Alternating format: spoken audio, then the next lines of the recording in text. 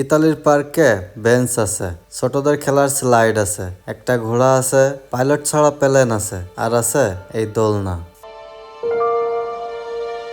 কিন্তু কোনো মানুষ নাই। আছে শুধু নীরবতা। ঝালমুড়ি মামাও নাই, চটপটিওয়ালাও নাই, ফুচকাওয়ালাও নাই।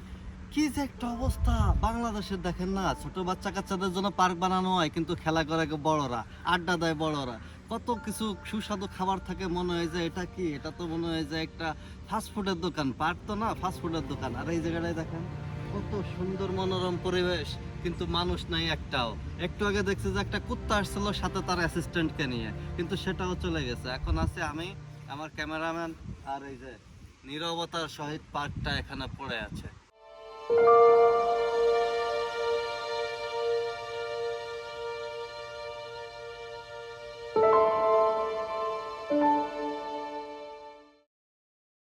বাংলাদেশের নোংরা পার্ক, ভাঙ্গা বেঞ্চ, আর মনে করেন আবর্জনা দিয়ে ভরা, তারপরও টিকিট কাটে পার্কে ঢুকতে হয়। আর এখানে এত সুন্দর করে পার্কগুলো গুছিয়ে সাজিয়ে কিন্তু এখানে ক্রিয়েট করে রাখছে। এই যে যেমন মনে করেন যে আমার এই পাশে বাস্কেটবল খেলার জায়গা, এই পাশে স্কেটিং এর জায়গা, ওই পাশে ছোট বাচ্চা কাচ্চাদের খেলার জায়গা। তারপরে মনে করেন যে এই জায়গায় কোনো মানুষ নাই। কারণ কি জানেন, এখানে মানুষ অযথা এখানে সেখানে বসে সময় নষ্ট করে না। এই জায়গায় সবকিছু একটা নিয়ম আছে, কোন সময় কে কোন জায়গায় থাকবে, কার কোন সময় কাজে যেতে হবে। আর 95% মানুষ এই জায়গায় জব করে, ছেলে বলেন মেয়ে বলেন যাই বলেন।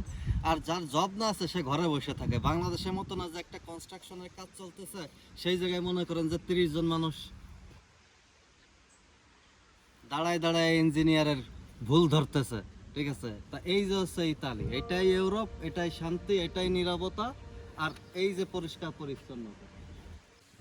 এরকম ভিন্ন ধর্মী ভিডিও পেতে আমার সাথে থাকতে হবে।